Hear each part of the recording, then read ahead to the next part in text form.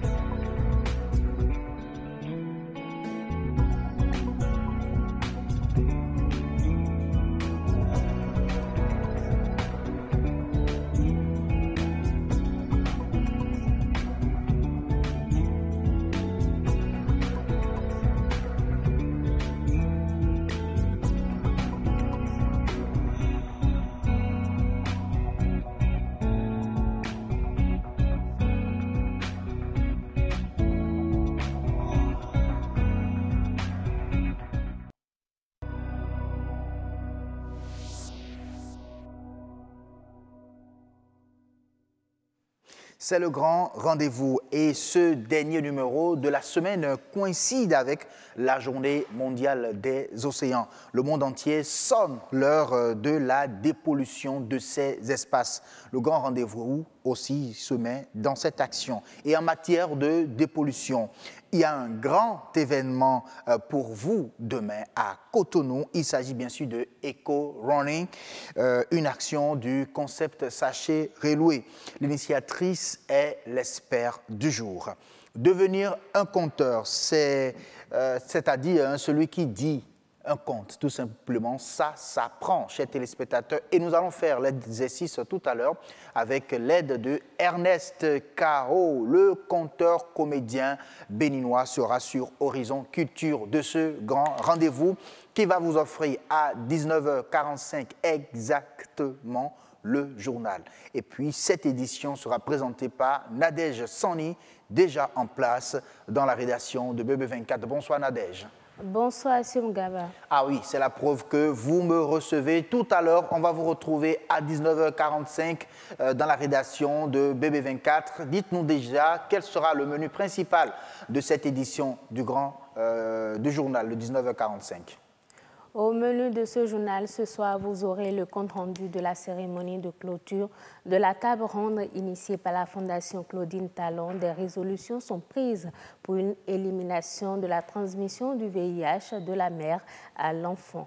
La consommation abusive de la viande rouge ou blanche peut avoir des effets néfastes sur la santé. Des spécialistes nous édifient à 19h45. À suivre également les recommandations des enfants et jeunes travailleurs du Bénin à l'endroit des gouvernements pour améliorer leurs conditions de vie. Alors, merci beaucoup à vous, Nadège. Il y a la forme là déjà. Est-ce que je ne vous sens pas bien ce soir? Y a-t-il un problème, Nadège? Non? Ça va bien? Ça va très bien, Assou. Ah oui, voilà, c'est ce que je voulais. Vous voulez juste un sourire ce soir, en attendant bien sûr 19h45 pour le développement de ces sujets. Alors, le grand rendez-vous, on ouvre les plateaux à présent. C'est nature et bien-être.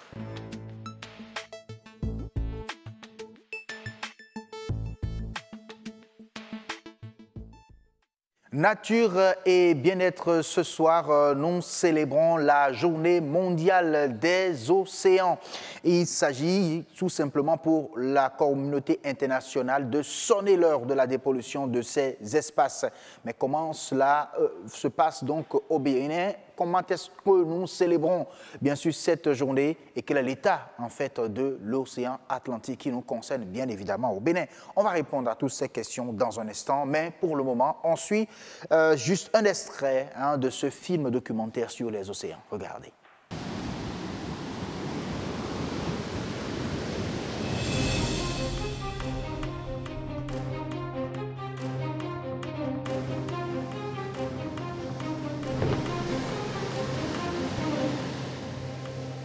Imaginez les tortues marines venir pondre et circuler librement sur les plages. Imaginez les baleines venir donner naissance à leurs bébés proches de nos côtes et y rester 3 à 4 mois à jouer et à offrir des spectacles. Imaginez l'attrait que cela pourrait constituer pour l'océan Atlantique et ses plages sablonneuses. De l'étape de cette imagination à la concrétisation, il n'y a qu'un seul pas. La sécurisation de ces sanctuaires et la création d'aires marines protégées. Une aire marine protégée, c'est un espace délimité en mer avec un objectif de préservation des ressources qui s'y trouvent et sur du long terme.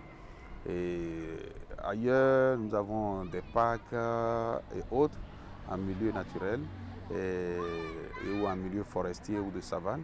Ici, au niveau des aires marines, comme le précise le nom, c'est des espaces qui sont délimités en mer où il y a un objectif de préservation de la ressource marine. La planète Terre est composée de plus de 70% d'océans. Ces océans incluent les écosystèmes et les espèces les plus fragiles au monde, mais objets de diverses menaces. Les écosystèmes marins ne sont pas seulement importants pour la biodiversité, mais aussi pour la sécurité alimentaire. Si l'utilisation de ces ressources n'est pas réglementée, elles risquent de disparaître.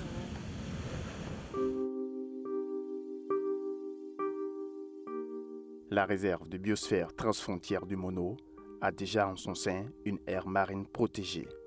C'est le site de la Bouche du Roi. La création de cette première aire marine protégée au Bénin a nécessité la conjugaison efficace des compétences nationales, régionales et locales. Alors, bonsoir, Amadine Niambosso. Bonsoir à vous, Assum Gaba. Oui, on parlait bien sûr de la Bouche du Roi, mais aujourd'hui, ça colle bien, puisque vous êtes là, et puis c'est le 8 juin, c'est la célébration de la journée mondiale des océans. Oui. Et l'océan Atlantique nous concerne.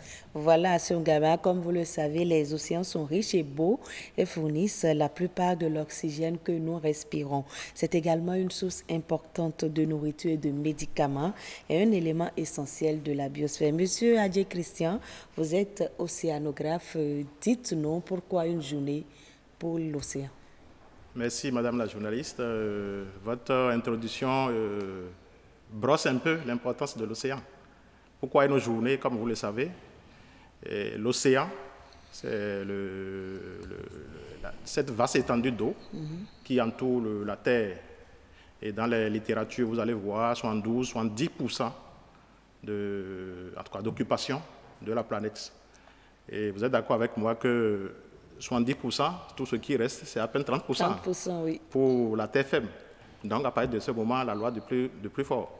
Donc, l'océan, à partir de ce moment, régule tout ce qui se passe sur la Terre. S'il doit commencer d'abord, tout à l'heure, vous allez parler de l'oxygène que ça régule. Oui. Sans l'océan, je ne sais pas si nous allons mourir du froid ou de la chaleur, comme vous le savez bien. Si je parle du froid, les deux pôles que constituent les deux pôles nord et pôle sud, il fait excessivement froid là-bas. Donc si ce froid-là doit continuer éternellement sur toute la Terre, vous voyez que ça risque de nous faire partir. Voilà. Si nous prenons également, nous revenons au niveau de l'équateur, nous avons la source du soleil qui chauffe en permanence. Si c'est ça qui doit envahir toute la Terre, vous comprenez. Donc l'océan est là pour réguler. Vous savez qu'à chaque moment où les remontées d'eau froide de l'océan viennent en surface, ça couvre le continent et puis ça détermine, ça essaie d'adoucir la chaleur et ça essaie également de l'autre côté aussi d'adoucir le froid. Donc vous voulez dire que l'océan se trouve au milieu des deux pôles, le côté où il fait froid et le côté où il fait chaud. L'océan nous entoure. Si vous prenez c'est pas une carte du monde, vous allez voir que l'océan entoure les continents, que ce soit le continent africain, le continent américain, le continent européen, l'océan nous entoure partout. Oh, okay. Nous sommes d'accord? Oui. C'est ça qui fait un peu la différence entre l'océan et la mer. La mer, vous allez voir que ça rentre un peu dans les continents. Si vous prenez un peu entre l'Europe et l'Afrique, en haut là, vous avez vu que l'océan rentre un peu dans le continent. Dès que ça rentre dans le continent, on parle de la mer. Donc c'est un peu la différence entre un océan et puis la mer. Donc l'océan, c'est le plus grand. Aujourd'hui, on a constaté que les océans souffrent. Oui. Qu'est-ce qui pollue alors nos océans? Ah, voilà. Qu'est-ce qui pollue les océans? Si je veux le dire résumé, je dirais que c'est nous, c'est les activités humaines.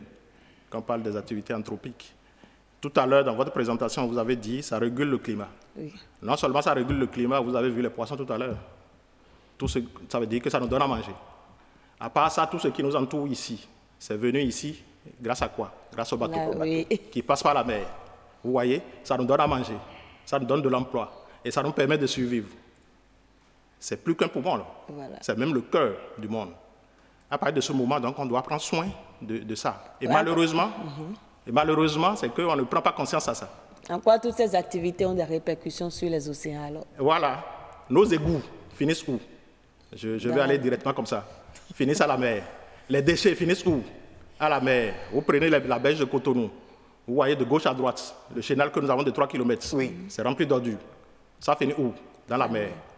Si vous prenez les références des Nations Unies, les gens parlent de près de 80 000 tonnes de déchets qui se retrouvent en mer chaque année. 80 000 tonnes. 80 000 tonnes de déchets qui se retrouvent. Autant. C'est ça. Malheureusement, regardez par exemple le rôle de cet océan qu'on a dit tout à l'heure là. Ça nous permet de vivre. Ça nous permet de respirer. Donc si tout ça là se retrouve dans la mer... Si tout ce déchet-là, toute cette quantité-là qui se retrouve en mer, si ça doit continuer comme ça, vous voyez qu'on risque de s'étouffer nous-mêmes. Oui. Le déchet qui se retrouve en mer, quand le poisson les consomme, ça ferme les troupes digestives, tout ça. Parfois, ils meurent. Mais si le poisson ne meurt pas, il se retrouve où? Dans nos assiettes. Dans nos assiettes. Donc finalement, nous, ça veut dire qu'on va consommer du déchet. Donc, par rapport à ça, il faut quand même sensibiliser le monde. Et c'est par rapport à cela que depuis 1992, à la conférence de Rio, il a été déjà demandé que tous les 8 juin de chaque année, qu'on célèbre cette journée pour sensibiliser les gens, pour montrer un peu l'importance de l'océan, pour qu'on puisse prendre soin à ça et que désormais on fasse tout possible pour réduire un peu cette pollution. Et cette année particulièrement, en tout cas chaque année, il y a un thème qu'on prend. Et chaque année, la secrétaire des Nations Unies a pris le thème océan propre. Oui. Si on dit océan propre, ça veut dire qu'il faut sensibiliser les gens pour que, à partir de désormais, on n'ait plus à envoyer les déchets vers là-bas. Et l'accent est mis également sur la pollution plastique. Oui, parce qu'aujourd'hui, même comme au Bénin, si on doit je sais pas, voir un peu parmi nos déchets que nous produisons, en tout cas, la grande quantité, ou bien c'est les déchets plastiques. Oui. Qui sont aujourd'hui... Ça dit que c'est les déchets les plus dangereux, les déchets plastiques. C'est plus dangereux parce que c'est du plastique. Le plastique, vous savez que c'est chimique totalement. Si ça se retrouve dans l'organisme, ce n'est pas bon. Le sachet plastique, s'il n'est pas biodégradable, peut faire 100 ans. Quand ça se retrouve dans un sol, ça couvre le sol, ça ne permet pas à l'eau de descendre. Donc vous voyez qu'à ce niveau, il n'aura pas vie. Ça veut dire qu'il n'aura pas ça. Si vous consommez ça, c'est dangereux parce qu'on le dit même. N'achetez pas à manger dans les plastiques. En tout cas, les repas chauds, vous les mettez dans le plastique. Sachez qu'il y a des particules du plastique qui va se dégrader, qui va se retrouver. C'est ça qui va se retrouver dans le repas. Donc, il est prohibé, il est interdit de manger, d'envoyer le repas chaud dans les plastiques. Ce n'est pas bon. Donc, c'est la même chose. Il paraît que grâce à la pollution plastique, c'est 1 million d'oiseaux et de mer et 100 000 mammifères qui meurent par an. Oui, vous êtes bien informé. Hein? Oui, bien sûr. Vous voyez ça, les mammifères, tout à l'heure, vous avez vu. Les baleines et autres. On a présenté les baleines, c'est sur notre côte, hein, ce n'est pas ailleurs. Oui. Nous sommes d'accord? Les dauphins qu'on a vus. Les dauphins que nous avons vus tout à l'heure, ce n'est pas ailleurs. J'étais là lors de la prise de ces images-là. Oui. On avait vu des troupeaux, sincèrement, c'est tout un troupeau de dauphins. C'était tout beau. Incomptable. Oui. Incomptable. Et c'était merveilleux. Ils accompagnaient le navire dans lequel on était. C'était vraiment beau. Oui. Et dans beaucoup de pays au monde, c'est une grande richesse, surtout pour le tourisme, côté du tourisme. Oui. Nous savons bien de quoi nous parlons. Nous venons là même d'un pays qui actuellement fait cette promotion. Si vous voyez le nombre de tourisme chaque année qui viennent, les gens se bousculent. Juste pour aller voir. Pour aller voir. Mais pour les voir, il faut les protéger. Vous voyez tous les risques dont nous avons parlé maintenant. Oui. Nous sommes d'accord, mais pour les voir, il faut les protéger. Et nous avons les moyens. Il y a un moyen spécifiquement pour les protéger. Cette année, on demande de rendre propres les océans. Comment les rendre propres alors? Est-ce qu'il faut se mettre dedans et nettoyer? Il faut dépolluer. Voilà. C'est un peu déjà difficile parce que dans les océans, vous avez des profondeurs allant jusqu'à 11 000 mètres, c'est-à-dire jusqu'à 11 km. Oui. Wow. Donc, dites-moi si on peut aller jusqu'au fond, parce que tout ce qui se retrouve en surface descend, coule en bas. Donc, on ne peut pas aller nettoyer. Tout ce qu'on peut faire maintenant, c'est commencer par réduire. D'abord, l'océan même est déjà un régulateur. C'est un moteur régulateur qui régule. D'abord, le CO2 que nous dégageons, tout ça, ça prend ça et puis ça régule. C'est pour ça que dans le domaine des changements climatiques, l'océan est un régulateur. D'accord? Donc, ça régule. Donc, déjà, si nous ne continuons pas à polluer, ça va déjà réguler. Ça va commencer par digérer les déchets qui sont là et ça va déjà soulager. C'est pour ça, d'ailleurs, que cette journée a été établie depuis 1992. Pour permettre aux gens quand même de commencer par réguler. Éviter d'envoyer directement les déchets par là. Il y a plein de, vous savez comme moi, beaucoup de catégories de déchets. Les ballastages, ça concerne les bateaux. De notre côté, nous avons les déchets liquides, les déchets solides, tout ce que nous balançons en mer, tout ça. Donc, on va commencer par réduire ça en créant des systèmes déjà pour les traiter sur Terre. Sur Terre. Mais on a découvert il y a un ou 2 ans, je pense, un jeune européen qui a créé un système pour un piège pour les plastiques en haute mer, histoire de dépolluer ces espaces-là. Oui, les gens évoluent beaucoup. Même en Chine, tout dernièrement, j'ai vu, ils ont un truc comme un bateau qui circule et en même temps, tous les déchets, comme sachets, qui sont en surface, ça les ramasse comme ça. Ça tourne. Donc, à supposer que nous avons ça, par exemple, à chaque année, en tout cas, avant les pluies, parce que nous savons que tout l'eau qui quitte le nord doit descendre vers la mer. On peut les passer au niveau du chenal et ramasser les déchets qui circulent sur l'eau. Donc, juste le bateau passe et puis ça ramasse. C'est pour dire qu'ailleurs, les gens ne croisent pas quand même les bras. Ils font déjà beaucoup. En attendant, chez nous, est-ce qu'on peut dire que la création des aires marines protégées est une solution déjà pour la préservation des océans? Oui, je dirais oui. Et je vais dire, même dans les menaces, vous savez bien sûr que la pêche a été également une menace de très longtemps par rapport aux ressources halieutiques marines. Et c'est surtout par rapport à cela que les aires marines protégées sont aujourd'hui des solutions. Parce que dans tout le monde entier aujourd'hui, c'est les aires marines protégées qu'on fait. Et dans ces aires marines protégées, vous allez retrouver les dauphins dedans et qui attirent également les tourismes pour venir faire. Donc, les aires marines protégées constituent aujourd'hui des moyens efficaces. Ça, c'est incontournable. C'est des moyens efficaces pour les avoir. Malheureusement, en Afrique, les gens traînent encore les pas pour le faire. Nous n'avons que 7 pays seulement qui se sont retrouvés, c'est-à-dire à partir de Sierra Leone jusqu'au Sénégal, dans le réseau Rampao, c'est-à-dire réseau des AMP, des aires marines protégées de l'Afrique de l'Ouest. L'Afrique de l'Ouest, là, est-ce que le Bénin n'est pas dedans? Oui. Nous ne sommes pas dedans. Nous ne sommes pas dans Rampao encore. Alors que nous sommes ouverts à l'océan. Vous voyez que c'est déjà pas bien. Donc, normalement, le Bénin a ratifié la convention par rapport à cela. Donc, malheureux, et nous ne sommes pas encore dans ce réseau, donc on doit faire beaucoup. Il reste du chemin alors. Il reste du chemin. Donc, moi, à date, à l'heure où je parle, nous n'avons pas encore une aire marine protégée au Bénin.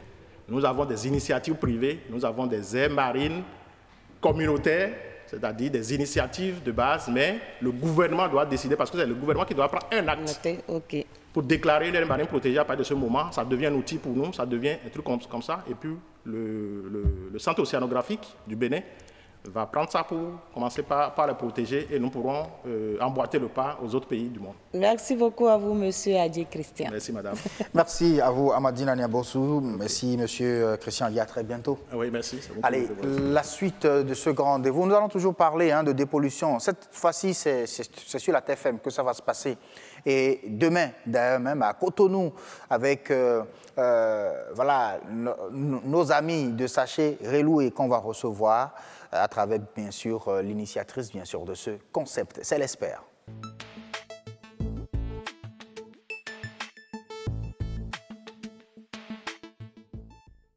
Un grand événement pour vous si vous habitez Cotonou. Demain, vous pouvez donc vous rendre à Ganri. Très tôt le matin, en tout cas, elle va nous préciser l'heure tout à l'heure. C'est pour faire quoi? Pour courir, marcher, tout en ramassant, bien sûr, les déchets sur votre parcours. En tout cas, très bien réfléchi pour moi. Sandra Edossou, bonsoir. Bonsoir. Merci d'être là et de continuer toujours à mener des actions, toujours dans l'esprit du concept Sachet Reloué. La lutte contre le sachet, est-ce que ça marche en réalité au Bénin? Je dirais ça a commencé. On est encore très loin parce que changer les comportements, ça va prendre du temps. Mais c'est pour ça qu'il faut avoir des initiatives différentes tout en ayant comme objectif de toucher plus de personnes à se rendre compte du danger du sachet plastique et à l'éviter. Et donc, c'est pour ça que nous lançons cette nouvelle activité. Alors, il y a eu des activités qui ont été déjà menées. Juste nous les rappeler, nous dire en réalité le résultat que vous avez eu. Alors, nous avons commencé en juillet de l'année dernière. Nous avons commencé par une pétition pour amener la population à signer, à dire non au sachet, qu'il était temps qu'on puisse interdire le sachet parce que le sachet était dangereux pour nous au Bénin. Donc, on a commencé par cette pétition. Dieu merci, la loi a été votée, la loi contre l'utilisation, la fabrication, la distribution du sachet plastique a été promulguée par le chef de l'État. Donc, tout ça, ce sont des avancées pour nous. Mais au-delà, nous continuons la sensibilisation parce que si nos populations ne comprennent pas le bien fondé de cette loi, elles vont encore se dire, bon, c'est une énième loi, alors que cette loi, c'est vraiment pour la santé de nos populations. Et donc, nous continuons par sensibiliser. Nous faisons diverses activités. Nous allons dans les écoles, parce que ça nous fait de la peine de voir tous ces enfants manger la bouillie chaude, les beignets dans le sachet plastique, alors que nous savons que c'est eux notre avenir. Oui. Et donc, nous faisons beaucoup de sensibilisation dans les écoles. Et nous sensibilisons aussi les gens dans les supermarchés, dans les marchés. Et voilà, ça ne suffit pas. Bon, malheureusement, on le fait encore avec nos petits moyens, oui. Mais il faut qu'il y ait beaucoup plus de personnes qui militent dans ce... Voilà, Donc, il faut agrandir. Voilà, et il faut surtout toucher l'intérieur du pays. Nous, malheureusement, comme on n'a pas les moyens financiers, on est obligé de se limiter seulement à Cotonou et aux environs. Mais l'idéal aurait été, de toute façon, notre projet, c'est d'aller à l'intérieur du pays, d'amener toutes ces activités à l'intérieur du pays. Et donc, nous espérons... Oui, on espère vraiment que les autorités vont vont reconnaître en tout cas l'intérêt, bien sûr, de cette lutte-là et penser en réalité que c'est pour l'avenir surtout. Tout à fait. Et il faut arrêter d'insulter l'avenir de notre pays en acceptant toujours que les sachets soient jetés partout, soient utilisés à tort et à travers. Alors, en matière de dépollution, puisque c'est ce que demande en tout cas la communauté internationale, parlant bien sûr des océans, cette année, parlant bien sûr de leur thème, mais aujourd'hui, vous avez choisi d'initier l'éco-running. Oui. L'éco-running, bon, je le disais, est-ce que j'ai bien décrit l'action qui va se faire? C'est tout à fait ça. L'éco-running, l'éco-jogging, l'éco-walking, ça veut dire que on peut courir, on peut marcher, mais l'objectif, c'est un objectif écologique, c'est-à-dire au-delà de l'objectif sportif, au-delà des bienfaits sportifs que nous allons en tirer. Oui. Mais notre premier objectif, c'est par rapport à l'écologie, par rapport à l'environnement. Donc, nous allons faire du sport tout en ramassant sur notre parcours tout ce qu'on va trouver comme déchets plastiques. Wow. Plastique parce que c'est un fléau. Les gens ne s'imaginent pas, nos populations ne s'imaginent pas qu'un pot de yaourt qu'on jette comme ça, pendant 400 ans, il va être là. Et donc, il faut trouver un moyen de collecter tous ces déchets plastiques que nous avons dans nos quartiers. Et donc, pour nous, c'est une une activité parmi tant d'autres. Mais l'objectif, c'est vraiment de collecter tout ce qu'on a comme déchets plastiques sur nos artères et de les donner à des ONG qui les transforment. Est-ce que vous allez prendre pas Zongo? Bon, c'est pas pour dire que Zongo regorge de déchets plastiques plus que tous les autres quartiers, parce que tout à l'heure, je vais prendre par là, donc excusez-moi. Alors, nous avons deux parcours. On espère vraiment être nombreux. Si on est nombreux, on va avoir deux parcours, et l'idée, c'est vraiment de ramasser tout ce qu'il y a tout au long de ce trajet. Mais le projet, au fait, c'est de continuer. Parce que nous voulons une fois par mois dans nos quartiers, parce que dans nos quartiers, nous avons des tonnes de sachets partout. Et donc, le projet, c'est qu'une fois par mois, dans nos quartiers, nous nous réunissons en faisant du sport et en ramassant du sachet plastique. Si au fur et à mesure, si tous les mois, nous arrivons à dégager de nos artères des tonnes de sachets plastiques, ça peut paraître insignifiant parce que nous en utilisons tellement les sachets plastiques, mais c'est au moins quelque chose par rapport à la Terre. La Terre va respirer. Voilà. Alors, cette fois-ci, ce n'est pas encore dans nos quartiers pour qu'on puisse dire que, bon, voilà, ce sont les habitants de tel quartier qui vont ramasser les déchets, qui se retrouvent dans leur quartier, mais cette fois-ci, c'est juste pour lancer l'initiative. Dites-nous comment ça va se passer. Vous faites appel à quel genre de public? Nous faisons appel à tout le monde. Tant que vous pouvez marcher, tant que vous êtes concerné par la protection de notre environnement, tant que vous êtes concerné par la protection de notre ville, parce qu'il est temps que Cotonou soit propre aussi. Et donc, si vous savez que vous êtes en forme et que vous pouvez marcher, vous n'êtes pas obligé de courir. Il y en a qui peuvent courir. Bon, nous attendons ces personnes-là, mais même si vous pouvez marcher, ce n'est pas grave. Vous venez tous, on se retrouve tous à Flex. Alors, nous faisons cette activité en partenariat avec une salle de fitness qui avait déjà un groupe de coureurs. Donc, nous nous réunissons avec ce partenaire, et c'est à Flex, à Ganry, en face de la Diamond Bank. Donc, à 6h45, tout le monde vient. Tout ce qu'il vous faut, c'est des baskets, des chaussures. Vous venez et nous vous donnons des gants, des sachets plastiques, des poubelles, des sacs poubelles, et nous lançons le top. Et puis, bon, vous y allez. Nous, on viendra avec nos caméras. Venez, voilà, on va courir, ceux qui peuvent courir, ceux qui peuvent marcher. Mais ça va être très, très bien. Vous savez, au-delà de cette activité, c'est que si vous passez 1 heure ou 1h30 sur 9 km à ramasser des sachets plastiques, ça vous marque. Vous vous dites, la prochaine fois que vous avez un sachet en main, vous allez vous rendre compte que pendant 400 ans, ce sachet-là, il va rester là. Et là, vous n'allez plus le jeter, vous n'allez plus l'utiliser. Donc, au-delà de l'aspect santé ou écologique, c'est que ça vous éduque, ça vous responsabilise. Si vous faites cette activité, je suis persuadée que la prochaine fois, vous ne jeterez plus de sachets plastiques comme ça. De sachets plastiques comme ça. Donc, tout le monde est appelé. Tous ceux qui se sentent en forme et qui peuvent marcher.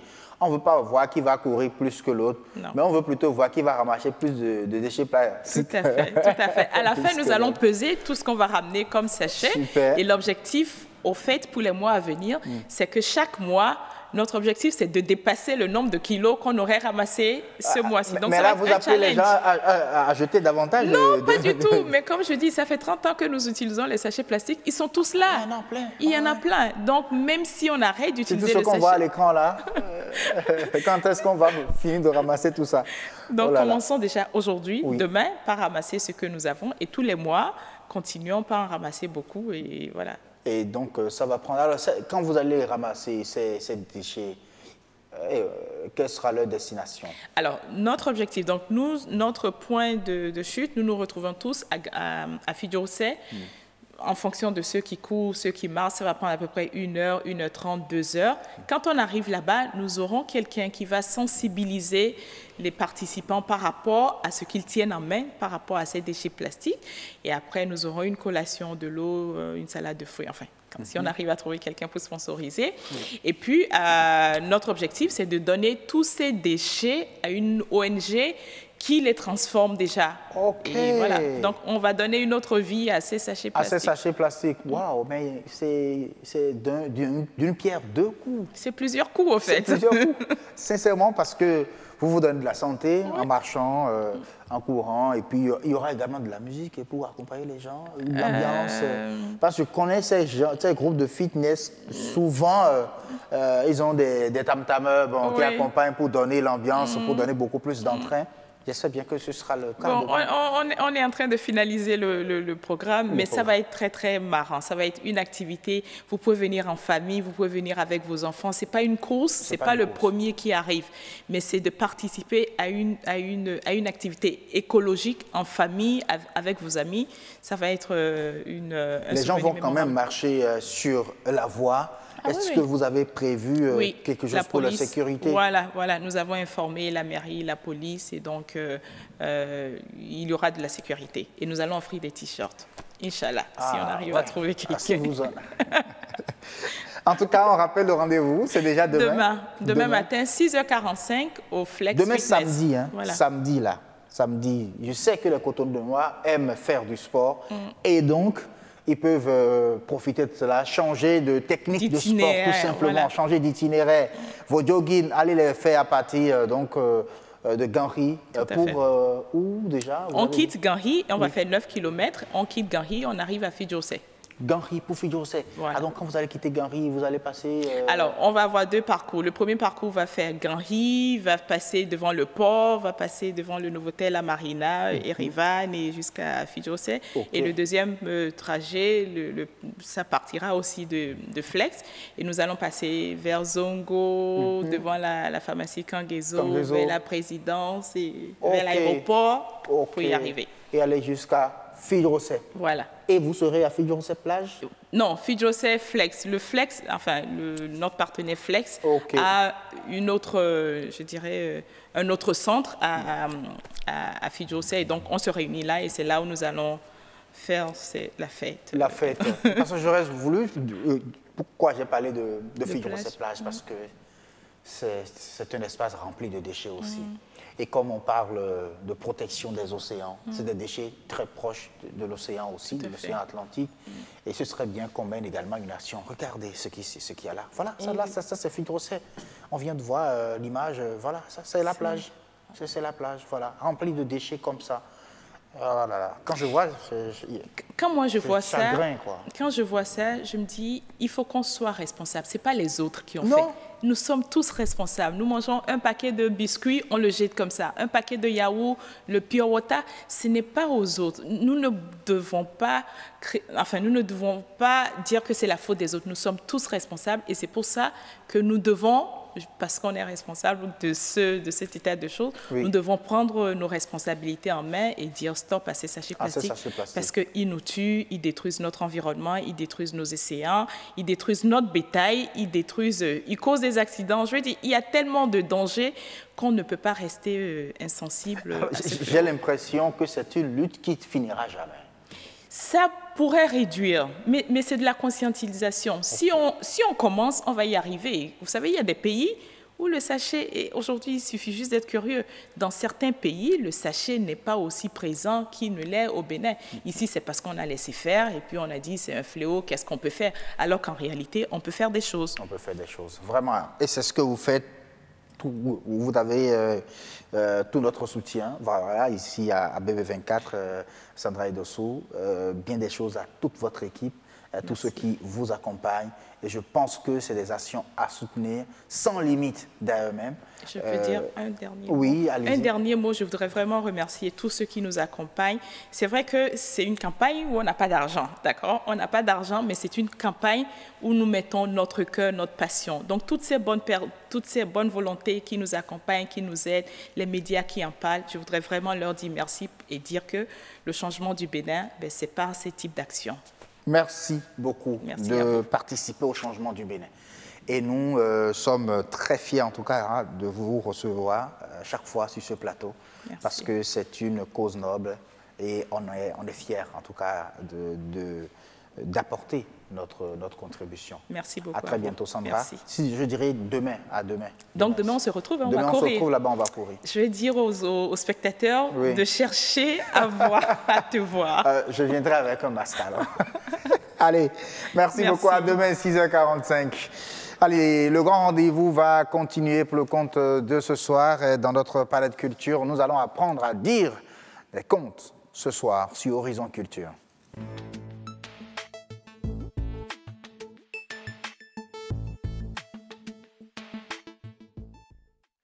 Oui, devenir un conteur, c'est-à-dire celui qui dit des contes, ça s'apprend. Et nous allons faire l'exercice ce soir avec Guy-Ernest Kao, conteur, grand comédien béninois. On va suivre d'abord cet élément témoin qui nous parle d'art oratoire, puisque le conte en fait partie.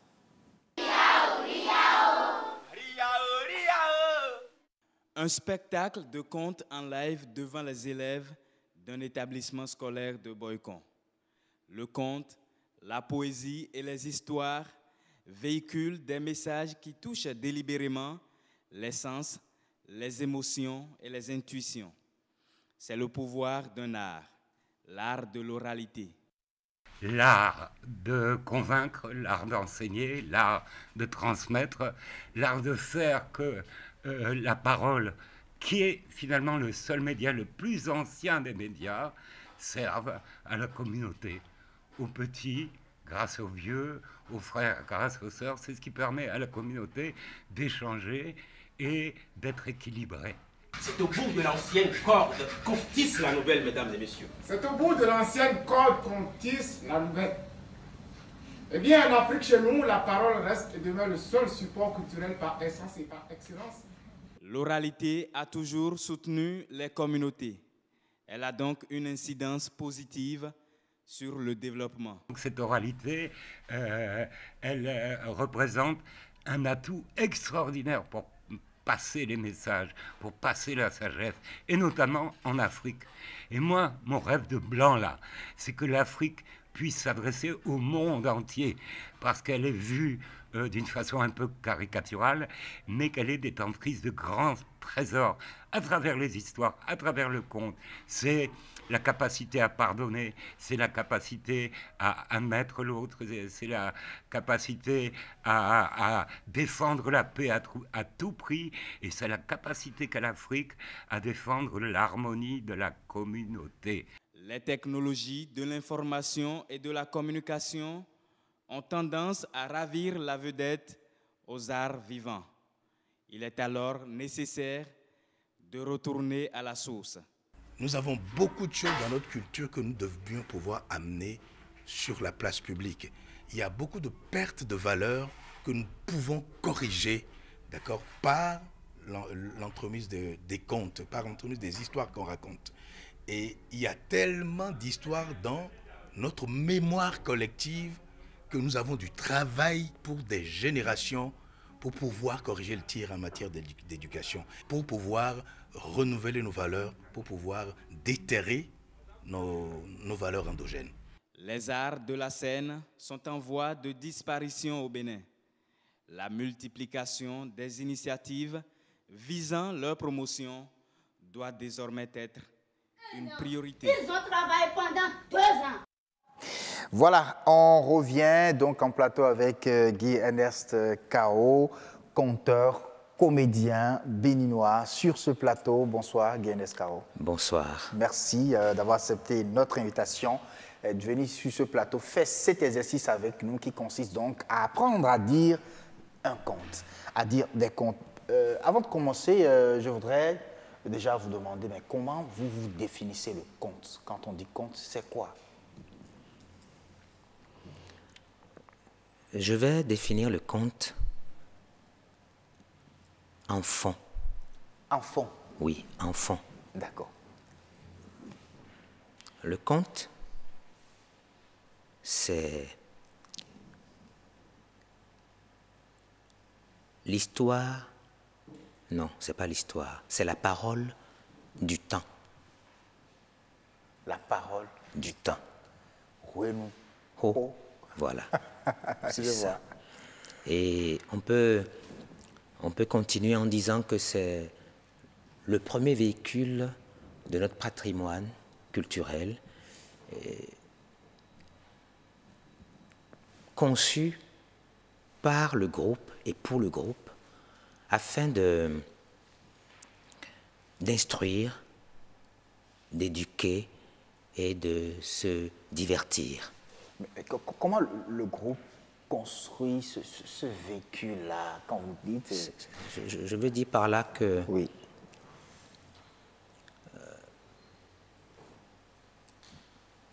les parents, nos grands-parents avaient une manière de... La société était organisée d'une certaine façon et quand on a fini de travailler toute la journée, eh bien la personne qui connaît la parole, qui connaît les récits et qui voudrait par la distraction amener la société à comprendre un certain nombre de choses, les réunit et leur donne cette parole qui est le conte. À travers ce conte, ça sert à pouvoir donner des enseignements et c'est ça qui a fait, c'est de ça que nous avons hérité et qui fait qu'au jour d'aujourd'hui, nous parlons du conte comme un patrimoine culturel à sauvegarder. Ok.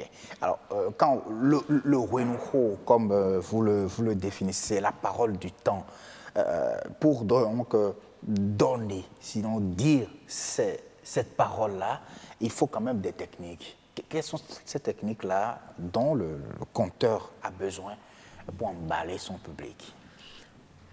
Moi, je ne parlerai pas de technique, non pas parce que ce n'est pas juste, mais je parlerai d'outils. Outils. Voilà. Et le conteur a besoin d'outils. Et de quel outil a besoin le conteur? Le conteur a besoin de son corps, de sa voix, de la parole. Bien entendu, il faut savoir user de rythme. Donc il faut pouvoir créer un rythme quand on a la parole. Il faut savoir utiliser des silences et puis savoir maîtriser son énergie pour pouvoir passer un temps de conte avec son public, quel qu'il soit. Ok, donc vous parlez qu'il faut user de silence, de rythme. On entend souvent les gens dire, pousser des cris. Il y a des cris qu'on donne pour démarrer, au beau milieu, vers la fin.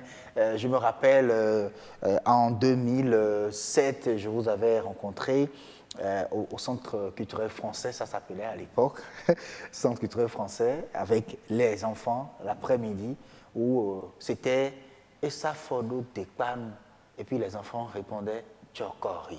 Je ne sais pas, est-ce que chacun devrait choisir sa technique ou ses cris en réalité?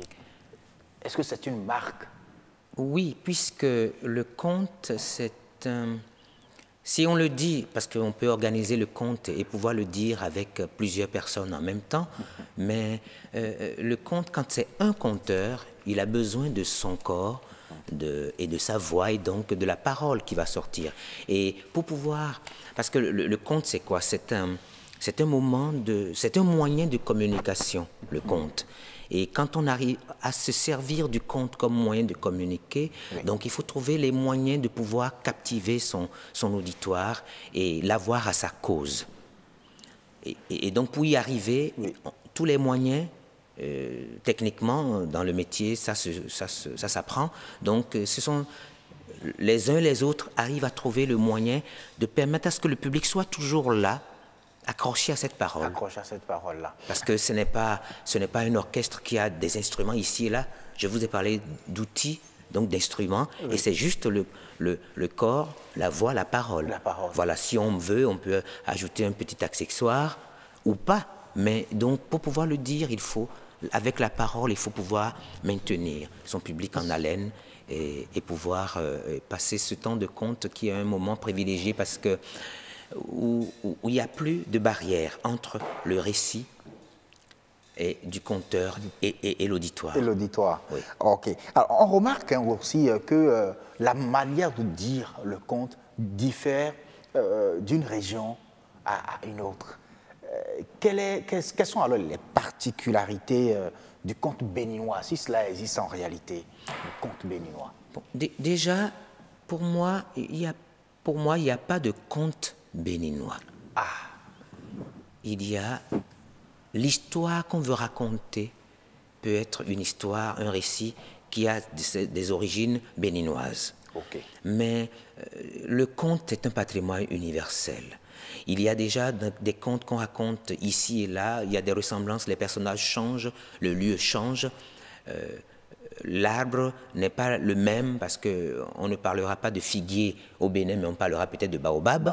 Mais voilà, sinon le conte essentiellement est un patrimoine universel. Les particularités que chaque peuple apporte, ce n'est pas forcément dans le conte. C'est peut-être, non, c'est certainement dans la manière de conter. Juste après le journal, dans 15 minutes exactement, on va se retrouver sur ce plateau pour continuer, bien sûr, cet entretien sur comment dire un conte. Nadège Sani est déjà à la rédaction de BB24 et nous attend. C'est à vous, Nadège.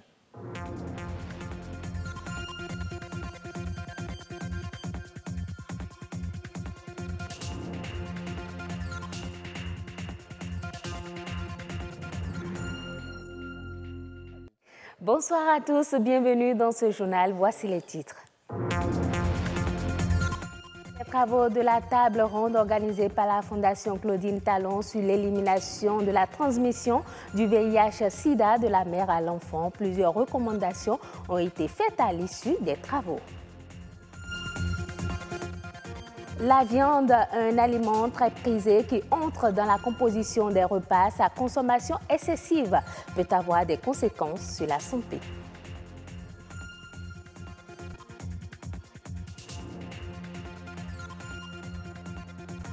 Conférence de presse des enfants et jeunes travailleurs du Bénin, ils ont saisi cette occasion pour formuler à l'endroit des gouvernants des recommandations pour l'amélioration de leurs conditions de vie. La table ronde initiée par la Fondation Claudine Talon depuis lundi dernier a pris fin hier.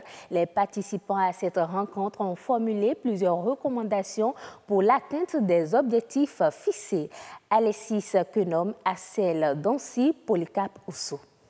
Inconnu de certains et très peu connu par d'autres, le VIH-Sida continue de faire ravage chez les femmes, les adolescents et les nouveau-nés. Responsables et acteurs de lutte contre cette pandémie, conscients du drame, se sont penchés sur la question autour d'une table ronde. Le principal thème est l'élimination de la transmission du VIH-Sida de la mère à l'enfant et la prise en charge pédiatrique. L'objectif, c'est de les sensibiliser à faire des propositions d'intervention novatrices pour booster la lutte contre le VIH-Sida chez l'enfant au Bénin. Deuxième objectif, inviter des partenaires financiers et techniques pour prendre des engagements de manière à ce qu'on puisse avoir des ressources financières pour la mise en œuvre de ces interventions et à la fin, arriver à l'objectif final, c'est-à-dire éliminer la transmission de la mère, de VIH de la mère à l'enfant d'ici 2020. Et pour l'élimination de cette pandémie, les partenaires techniques et financiers réaffirment leur engagement. Nous avons apporté un appui technique au niveau de l'organisation et participé aux différents comités pour préparer cette table ronde. Les engagements du système des Nations Unies au Bénin se concentrent autour notamment des axes suivants: renforcer les aspects d'intégration de la riposte au VIH dans les autres domaines de la santé, travailler sur le renforcement des capacités, accompagner le pays comme nous le faisons déjà dans la mobilisation de ressources, y compris des ressources supplémentaires dans le cadre de la feuille de route actuelle, mais aussi une enquête que nous allons mener bientôt pour estimer la situation du VIH chez les adolescents et surtout de l'offre de services à ces adolescents. Pour le docteur Melchior Aïssi, 4 composantes sont de mise dans la sensibilisation des jeunes. Il y a la prévention primaire, il y a qui s'occupe de tout ce qui est accompagnement pour que les gens n'aillent pas vers l'infection du VIH. Il y a le deuxième pilier qui s'occupe des femmes infectées par le VIH, ne soient pas surprises des grossesses non désirées. Il y a tout ce qui est comme soins et activités spécifiques pour celles qui sont déjà infectées, leur accompagnement, on appelle les soins spécifiques. Et enfin, le quatrième pilier, c'est l'assistance et soins spécifiques aux femmes infectées du VIH, à leurs nourrissons, à leurs partenaires et à leurs familles. Pour rappel, les facteurs explicatifs de la faible prévention sont dus au faible niveau de connaissance du VIH chez les adolescents et à la faible utilisation des préservatifs. Merci donc à Uvaïus Balogun. La viande, un aliment très prisé dans l'alimentation blanche ou rouge, elle renferme plusieurs nutriments essentiels pour l'organisme. Des nutriments dont l'abus peut avoir des effets néfastes sur la santé humaine. Dans le reportage qui va suivre, Auréole Ayeyon, Sonia Dosavi-Yovo et Polycap Oussou nous emmènent à la découverte des vertus et des maladies liées à la consommation de la viande blanche ou rouge. On les regroupe généralement en deux grandes catégories. La viande blanche qui provient de la volaille, en l'occurrence les poulets, mais aussi du lapin, du porc ou encore du veau. À côté, la viande rouge émanant de la race bovine, notamment le bœuf, le mouton, la chèvre ou le gibier sauvage. La différence entre ces deux catégories tient surtout de la teneur en fer. La viande rouge est caractérisée par sa forte teneur en fer, fer hémique, c'est-à-dire la quantité de fer dans la viande rouge est plus importante que celle que nous avons dans la viande blanche. Groupe d'aliments riches en protéines, les viandes sont bien prisées par les Béninois. Devant les boucheries, poissonneries et autres points de vente, l'affluence est quasi permanente. Chacun y va de son argument pour justifier son penchant pour cet aliment. Oui, j'aime la viande, parce que presque toutes les semaines je paye ça pour ma femme. Et comme elle aussi aime la viande, c'est pourquoi je viens souvent chercher ça ici pour elle. J'aime toute la viande, parce que la viande de bœuf, avant de tuer, on fait ça bien. Obsédé par ce ardent désir, l'on semble ignorer ou minimiser les risques liés à une consommation excessive de la viande.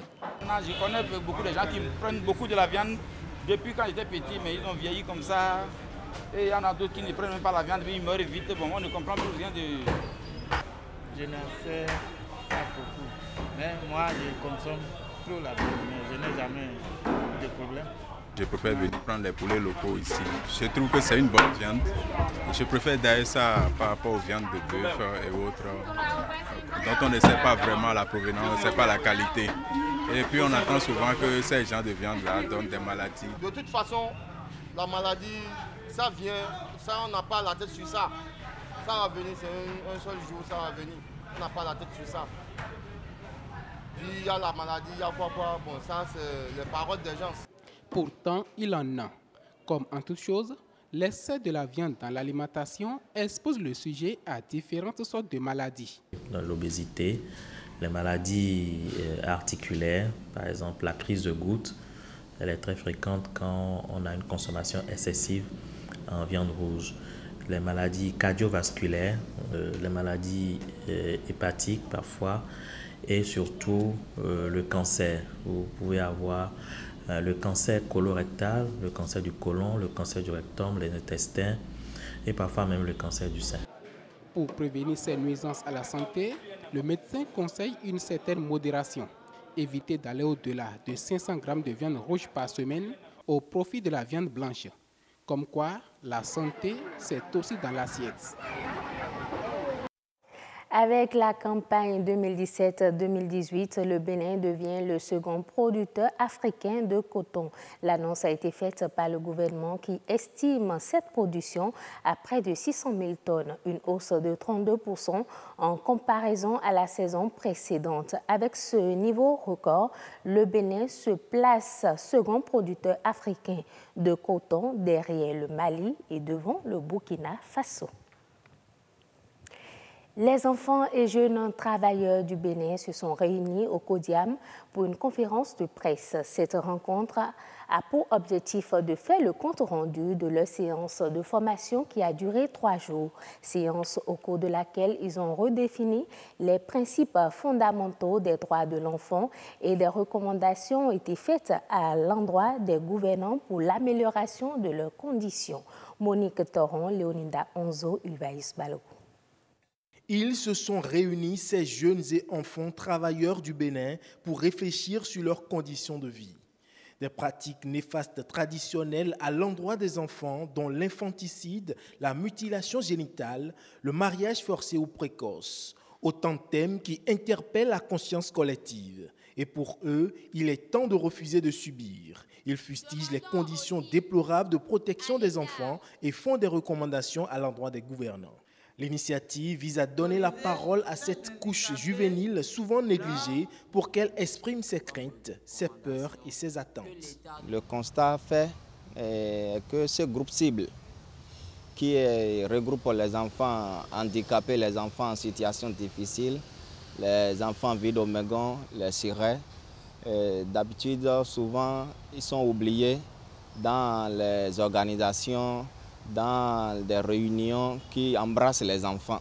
Si jamais il faut prendre une décision sur les enfants, ou il faut parler des enfants, nous aimerions voir la présence effective des enfants dans ces rencontres. Ce creuset qui permet aux enfants de faire des apports est apprécié à sa juste valeur. Je pense que c'est franchement une grande joie. Ces enfants ont une lecture très claire de la situation des droits de l'enfant dans leur pays. Quand ils te prennent les différents thèmes, les différentes appréciations qu'ils font sur ce qui est fait et ce qui n'est pas fait, tu te rends compte que c'est des enfants, mais que c'est des gens qui suivent clairement ce qui se passe pour eux, pour leurs camarades, partout où ils sont. Ces propositions de recommandations sur la situation des enfants participent de l'amélioration de leurs conditions de vie et surtout de leur implication pour le plein épanouissement de la couche juvénile.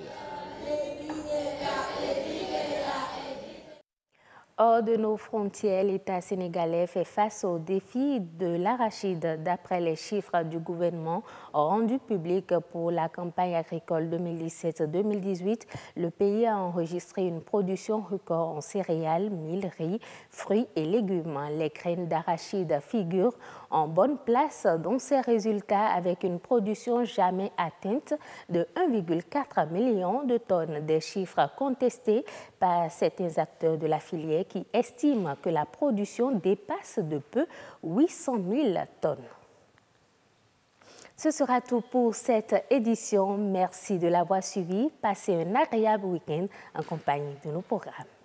Merci beaucoup à vous, Nadège Stani, pour la présentation du journal. On signe notre retour en plateau avec Guy-Ernest Kao, l'homme à plusieurs casquettes artistiques, mais reçu sur ce grand rendez-vous en tant que conteur. Guy-Ernest Kao, l'exercice va continuer et je voudrais savoir comment devient-on conteur? Comment devient-on conteur? C'est une question intéressante en ce sens que c'est si on veut qu'on peut devenir conteur. Il suffit de vouloir. Ah oui. Et conteur, ce n'est pas, comment je veux dire, tout le monde ne dit pas, quand on interroge les enfants, qu'est-ce que tu veux devenir? Ils disent pas comme ça, conteur. Non. Voilà, donc après, mais c'est une passion que l'on peut avoir en soi, que l'on voudrait développer, et qui fait qu'on a envie de le devenir. Maintenant, comment le devenir quand on a cette passion? C'est d'apprendre. C'est d'apprendre. Apprendre. Oui, c'est d'apprendre. Et ça s'apprend où au Bénin? Ça s'apprend quand, par exemple, les enfants viennent à l'Institut français les après-midi à un rendez-vous que j'ai proposé à l'Institut français, donc, qui s'appelle l'après-midi du conte. Oui. On apprend aux enfants à se mettre devant les autres et à partager leurs paroles avec leurs camarades. C'est déjà ça l'apprentissage. Quand on est curieux, parce que j'ai dit tout à l'heure que quand on en a la passion, on peut vouloir le faire. Maintenant, il n'y a pas d'école ici au Bénin, mais il y a des moments où les conteurs proposent des activités dans les établissements scolaires. Il y a aussi des festivals qui existent, qui sont animés par des conteurs professionnels béninois ou d'autres conteurs africains et qui viennent de l'Occident aussi viennent participer à ces événements. Donc c'est des creusets qui permettent de montrer comment on peut l'apprendre. Mais c'est un art assez individuel, je n'oserais pas dire individualiste, mais la passion, c'est comme la foi, et quand la foi est personnelle, et quand on veut montrer la foi qu'on a à travers le conte, on y travaille, parce que les ressources existent, des manuels existent, il y a des formations qui existent, même si ce n'est pas au Bénin forcément, qui permettent à ce que quelqu'un qui a envie d'apprendre à raconter, à dire des contes puisse pouvoir le faire. Alors, vous avez partagé votre expérience avec une Suisse qui est allée à votre école, qui est Nescao. Quel est l'intérêt pour une Suisse de venir apprendre à dire le conte au Bénin? C'est une franco-suisse. Franco-suisse, oui. Et elle n'est pas allée à mon école. Je préfère dire qu'elle est allée à l'école du conte. Du conte. Ah, voilà. Moi, je suis responsable d'une association culturelle qui travaille sur la sauvegarde du patrimoine, parce que le patrimoine oral est une richesse qu'il faut sauvegarder. Et elle s'appelle, donc cette franco-suisse, elle s'appelle Suzanne Guédé. Elle est cantatrice, elle a dirigé un chœur, et maintenant elle ne travaille plus, et elle m'a raconté qu'une fois en Europe, elle a participé à un récital de contes, et qu'on avait annoncé qu'un conteur allait dans une salle de près de 120 personnes, qu'un conteur allait raconter un conte, et qu'elle s'est dit comment est-ce que c'est possible, qu'est-ce qu'il va pouvoir faire cet homme, et que c'est un conteur d'un pays africain, et qu'elle y est allée comme ça en se disant je suis bien curieuse de savoir comment un seul homme peut remplir une salle aussi grande et tout seul parler et captiver. Et quand elle y était allée, elle s'y est rendue, qu'elle a été vraiment captivée, que ça lui a tellement plu, et qu'elle s'est dit, mais un jour peut-être, je vais apprendre. Et qui était ce conteur? Malheureusement, j'ai oublié le nom de ce conteur. Elle-même, enfin non, j'ai pas oublié, elle n'a pas pu, elle ne se rappelle pas, ça fait un moment. Qu'elle a vécu ça, et que ça lui est resté. Alors, le conte nourrit-il vraiment son homme au Bénin? Le conte nourrit-il? Vraiment le conteur? Là, c'est comme d'autres diront, l'homme ne vit pas que du pain. Voilà. Je pense que quand on a une passion, on peut travailler à s'enrichir de cette passion, et on peut être riche d'une chose et pas riche d'une autre chose. Je crois que l'art est une valeur, est quelque chose de très important qui ne se monnaie pas comme ça. C'est vrai que dans notre pays, tout n'est pas organisé entre guillemets comme ailleurs pour qu'on puisse en vivre. Mais on peut essayer, parce que tout le monde ne peut pas être des autres corps de métier, par exemple. Je connais des gens qui sont magistrats ou avocats qui ont laissé la robe pour devenir peintre. Voilà. Donc, et je reconnais que ça peut être difficile, mais quand on aime et qu'on y travaille, le premier sujet, ce n'est pas tout de suite je descends de chez moi et puis je suis déjà quelque chose. C'est d'apprendre à bien faire quelque chose. Et puis après, bien entendu, si ici on arrive à organiser ce qui est lié à la culture, à l'art de l'oralité, puisque je suis là pour ça, et qu'on puisse en vivre, ce ne serait pas de refus, bien entendu. Vraiment. Merci beaucoup à vous, Guy Nescao. Vous n'allez quand même pas partir sans dire un conte. Les téléspectateurs en demandent. Oui, j'aime bien quand les gens demandent, ça veut dire qu'on aime, et qu'on voudrait. Bien sûr. Et la réponse que je vais donner, c'est que je souhaiterais que les responsables de comment ça s'appelle, de BB24 puissent peut-être organiser un creuset, un créneau spécifique pour ça, parce que je sais que les gens ont besoin d'entendre des conteurs béninois, et pourquoi pas d'ailleurs, et puis de permettre à ce que les téléspectateurs puissent vivre d'autres choses du terroir ou d'ailleurs qui peuvent nous enrichir plus ou mieux ou autrement que d'autres choses qui sont diffusées. Voilà. Donc si BB24 nous permet d'organiser ça, ça va se faire dans les conditions professionnelles. Un avant-goût. Oui, toujours, c'est la même chose. Spontanément comme ça, la sève, c'est goutte à goutte que l'arbre donne sa sève. Et la sève, ça vient des racines. Oui. Et pour faire le chemin, ça ne peut pas être comme ça sur un claquement de doigts. Et ça remonte, ça prend le temps de monter. Et puis après, et les branches, d'abord, et l'écorce est nourrie, le tronc, et les branches sont nourries, les feuilles, et après les fleurs et les fruits. Donc, le temps de préparer un moment de conte à la télé, pourquoi pas. BB24 peut organiser ça et ça va être à son honneur. En tout cas, c'est une graine que vous avez donc semée ainsi. Et je sais que les responsables de BB24 sont très créatifs et qui vont bien sûr répondre positivement à votre appel ce soir sur Horizon Culture. Guillaume Escaro, c'est vrai qu'on vous a pris spontanément, mais juste quelques mots quand même. Je sais que vous avez des cris, vous avez des choses que vous pouvez offrir à nos téléspectateurs. Juste pour les téléspectateurs, pour leur dire, voilà juste une petite partie de ce qui va venir. Si je dis conte, vous allez répondre raconte, conte. Raconte. Si je dis Mandoa, vous allez répondre do. Mandoa. Do. Si je dis Wenhoche Zomovi, vous allez répondre Boïdje. Boïdje. Wenhoche Zomovi. Boïdje. Je veux le dire dans quelle langue? La langue que vous voulez. Voilà. Donc c'est l'histoire de Passaboui.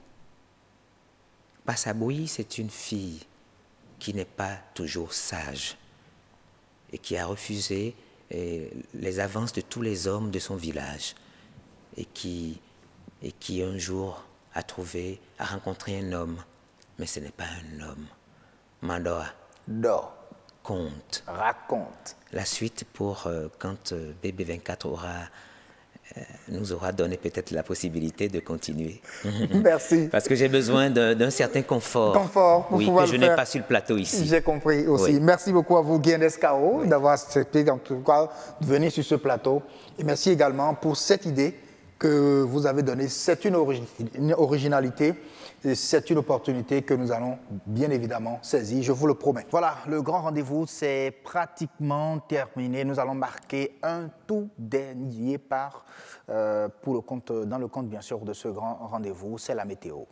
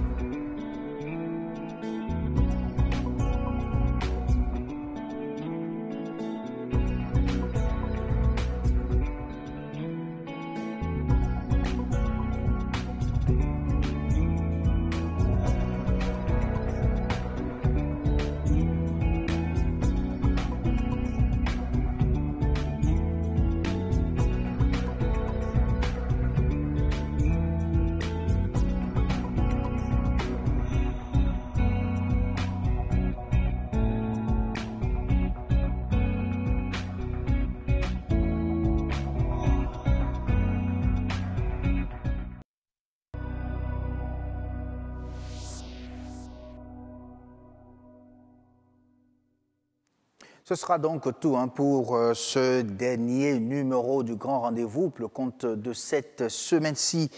L'équipe vous rejoint lundi, bien sûr, pour 5 autres grands rendez-vous avec des contenus très, très intéressants. Portez-vous bien et très bon week-end sur BB24. Ciao.